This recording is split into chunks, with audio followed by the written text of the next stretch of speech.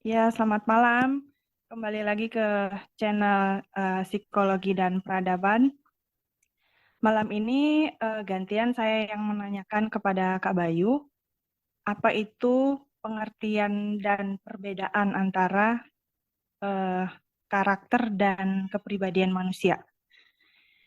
Eh, kita persilahkan kepada Kak Bayu untuk join bersama. Silakan Kak Bayu.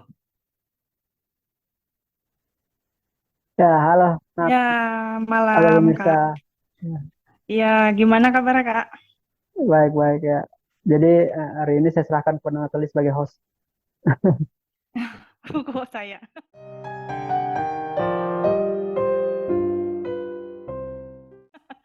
Iya, jadi yang mau saya Gimana? tanyakan itu adalah perbedaan antara kepribadian atau personality manusia dengan karakter.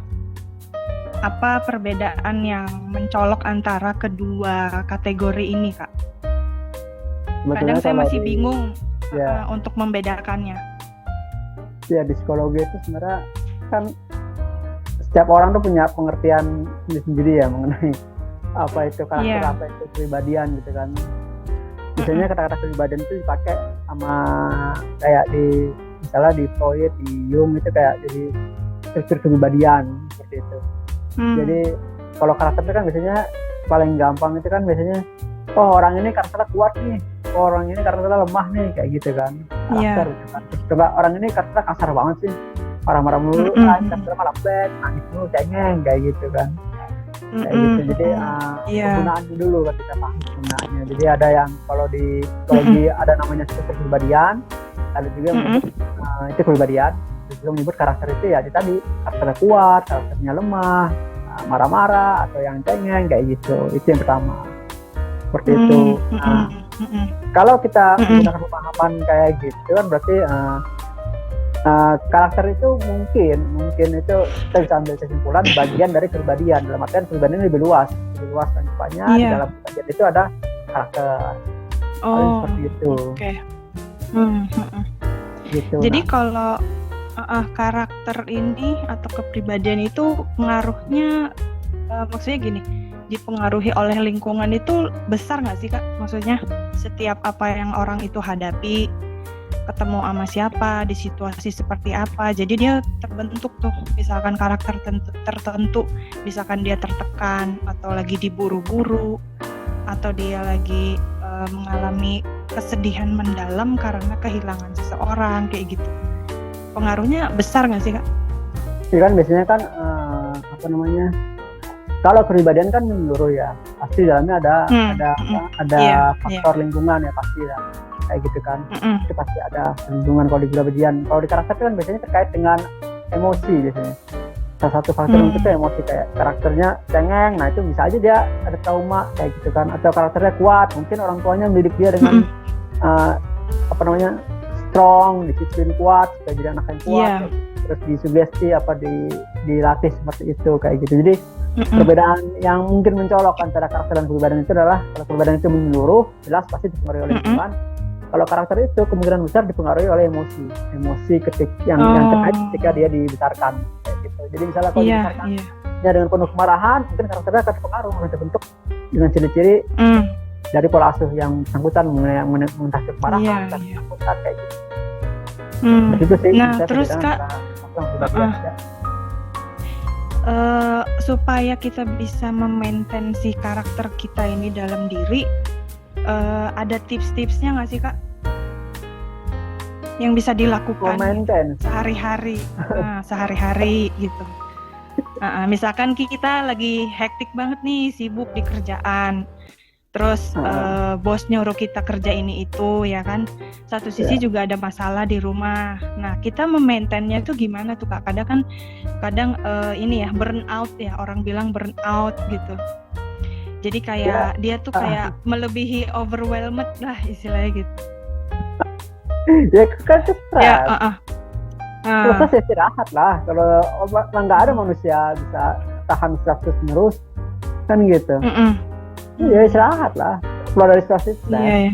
paling Me simpel. time, me time, me time. Ya, ada lagi minum demi cantik bang, dapat tuan Kamil ya. Iya. Pergi healing kata anak-anak muda ke mana tempat yang rekreasi lah kayak gitu-gitu ya. Kan nggak ada orang yang bisa mau support apapun kan situasi stres pasti merusak, pasti apalagi stres yang berlebihan, stres yang bisa mengancam keselamatan diri kayak gitu itu pasti merusak. Kayak gitu. Ya, karena itu apa? Kita bicara orang stres, kamu harus tahan segala macam, kamu dikuatin psikologis kamu, apalah kayak nggak akan bisa karena stres itu mempengaruhi kondisi biologis. Otak kita kayak gitu, hormon-hormonnya. Iya, jadinya sakit di badan ya, sakit di badan. Iya. Jadi jangan bilang stres itu hanya psikologis, bukan. Kalau itu faktor biologis yang mempengaruhi psikologis. Kayak gitu, itu stres. Gitu. Itu udah nggak bicara karakter sama kepribadian lagi, itu udah stres. Iya. Karakter lagi, tapi ya stres pasti kayak gitu. Responnya beda-beda sesuai karakter. Iya. Maksudnya masih mengganggu kan, bentuk gangguannya beda-beda. Ada yang sedih, ada yang marah-marah, ya beda-beda. Tergantung sudah dibilang karakternya bisa, kepribadiannya bisa, kayak gitu sih. Jadi maksudnya kalau pertanyaan saya tadi memaintain itu nggak cocok dong ya, maksudnya dalam hal memaintain karakter misalkan yang pemarah kayak gitu, itu salah penempatan pertanyaan apa gimana sih Pak? Harusnya gimana? Nggak bisa di maintain ya? Yang kita maintain itu adalah stresnya, bukan diri kita. Kita ukur sejauh mana sih tingkat stres mempengaruhi diri gue kan gitu. Setiap orang beda-beda ada tahan stresnya kan gitu kan. Itu yang kita ukur, bukan diri kita sebetulnya. Pengetahuan daya tahan kita terhadap stres gitu. Gue nggak sanggup ya gue cabut kayak gitu kan misalnya. Kalau gue sanggup jalan itu nggak masalah kayak gitu. Jadi pengetahuan pertama adalah bagaimana kita mengetahui daya tahan kita terhadap tingkat stres. Itu pengetahuan pertama, itu jarang orang paham. Orang kebanyakan cari metode bagaimana mengatasi stres. Bukan. Iya. Step pertama adalah kenali dulu tubuh gue ini sejauh apa sih tahan mampu nggak? Itu dulu pertama. Tiap orang beda-beda. Kalau yang mungkin yang polasinya bagus, tingkat stresnya mungkin. Kalau polasinya buruk dari kecil traumanya banyak, tingkat stresnya rendah. Kayak gitu. Ketika tahu tingkat stresnya terlalu rendah, baru terapi. Kayak gitu. Baru cari pengobatan. Terapinya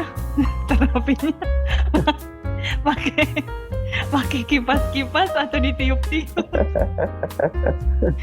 Aduh, karena bantuan profesional kan. Nah, itu pun tahapnya beda-beda ya Kak. Maksudnya gini, level orang itu kan tingkat stresnya beda, ditanganinya juga beda. Tangannya beda-beda. Jadi nggak bisa sebuah nasihat yang mengatakan kamu harus kuat, kamu enggak. Tapi yang benar nasihat adalah sudah paham sama diri kamu dengan kemampuan kamu menerima stres itu dulu. Itu dulu. Iya, betul. Gitu. Harus pahamin dulu. Betul. Kayak gitu. Kalau nggak paham, tanya psikolog. Kan gitu. Kalau masih bingung. Iya. Karena ini gue lebay kayak apa? Saya nanya kakak. Kan gitu kan? Iya. Kan gue ini lebay apa? Kepikiran. Kalau saya ke psikolog, diperiksa, dites. Kayak gitu. Oh benar ada stres. Oh benar ada lebay. Gitu. Iya, kayak saya nanya kakak nih. Iya. karena gini, karena kan jadi jangan sampai kita jadi cenderung memaksakan kehendak dalam tanda kutip ya, maksudnya memaksakan kemampuan kita pada satu hal yang sebenarnya kita nggak mampu gitu loh. Itu bisa berdampak nggak baik ke kita gitu kan. Jadi psikosomatik gitu kan. Jadi jiwanya stres, badannya ikut sakit semua gitu. Iya. Ya itu yang merugikan segalanya. Terus itu emang dan kayaknya kayak nggak ada habisnya gitu loh Kak. Maksudnya gini, ketika orang ya udah mau gimana lagi, misalkan kayak teman saya gitu atau nggak saya kerja nih, ya karena kebutuhan hidup yang harus terpenuhi, mau nggak mau kan tetap stay di tempat yang misalkan penuh orang toksik gitu kan. Itu harus dilewatin, dijalanin. Aduh rasanya empet banget gitu kan.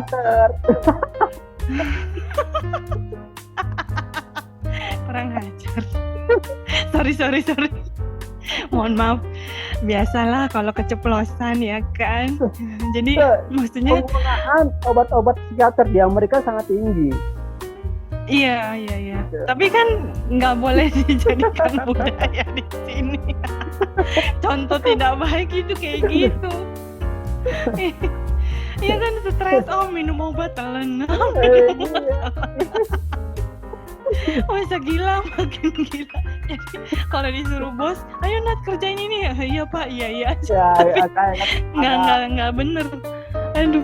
Misalnya titik kritis ya nanti ada apa namanya? Jadi sakit ayam. ya makanya itu perlu paham kan daya tahan gue seberapa mana gitu. Apakah gue perlu obat apa enggak? Iya.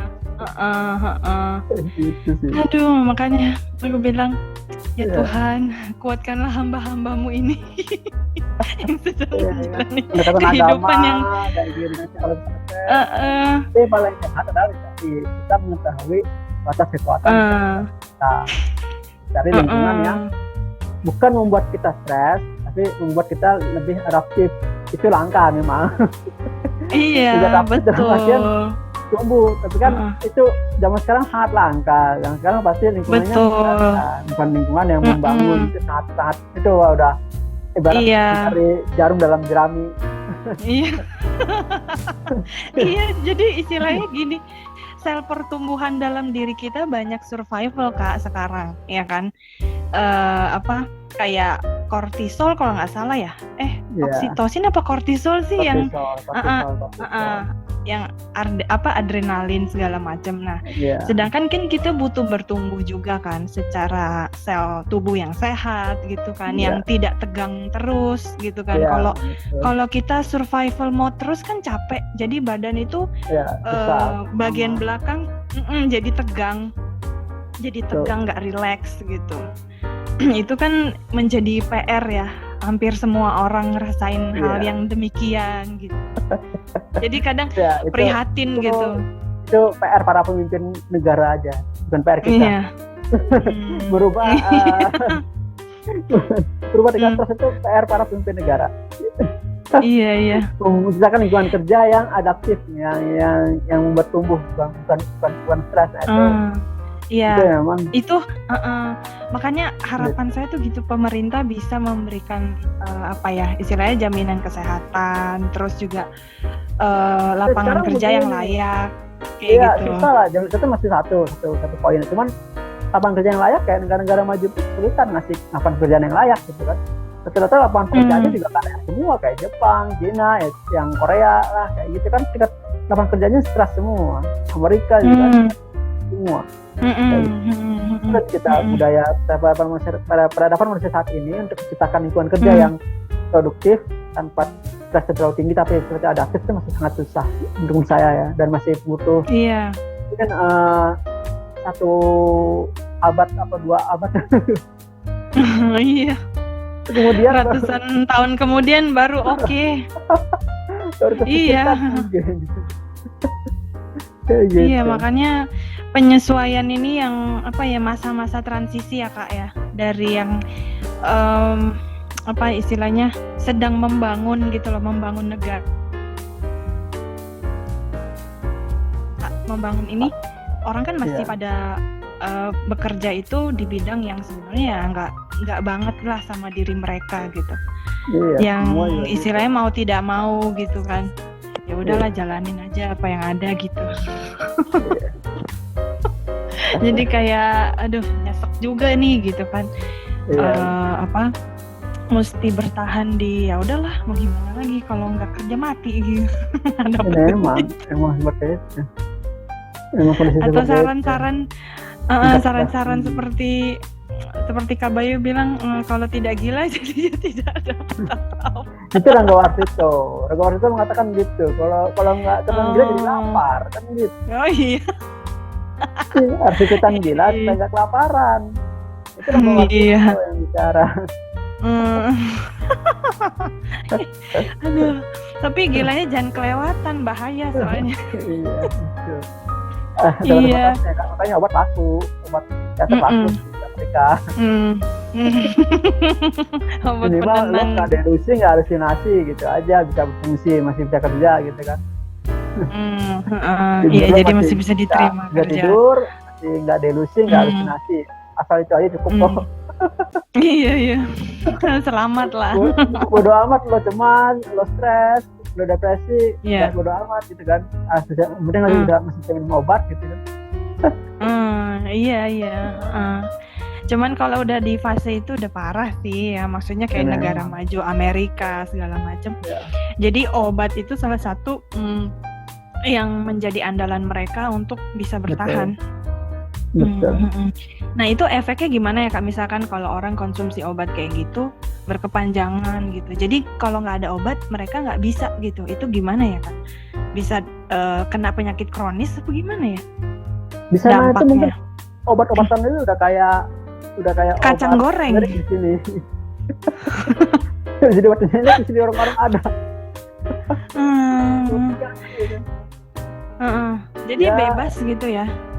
Iya, dosisnya segala bebas. Mungkin ya, aku nggak terlalu tahu ya. Cuman kayaknya kalau di film-film dan cerita dengan cerita gitu kayak bebas banget gitu. Yang penting bisa tenang lah ya setelah minum obat itu. Iya. Iya. Tapi memang kualitas obat bisa diperbaiki sih. Kita nggak menafikan kualitas atau kemajuan teknologi di bidang pengobatan untuk ini untuk psikologis ya. Itu harus diperbaiki, terus kualitas itu harus diperbaiki. Jadi daya rusaknya nggak separah dulu. Kayak gitu. Ibarat kata dulu itu minum obat bisa turun IQ, sekarang udah enggak. Iya, jadi udah diperbaiki lah ya komposisinya itu apa. Komposisinya diperbaiki ya. Kan semakin maju pengetahuan, kualitas diperbaiki dan juga psikiater tahu nih mana-mana yang obat-obatnya semakin tepat sasarannya kan gitu. Iya, jadi nggak ganggu yang lain lah ya efek ininya. Nggak terlalu merusak mungkin. Iya. Oke. Mungkin gitu. Untuk saat ini waktu direda juga nih misalkan kita ya Ninat ya. Oh iya, nggak berasa ya ngobrolnya.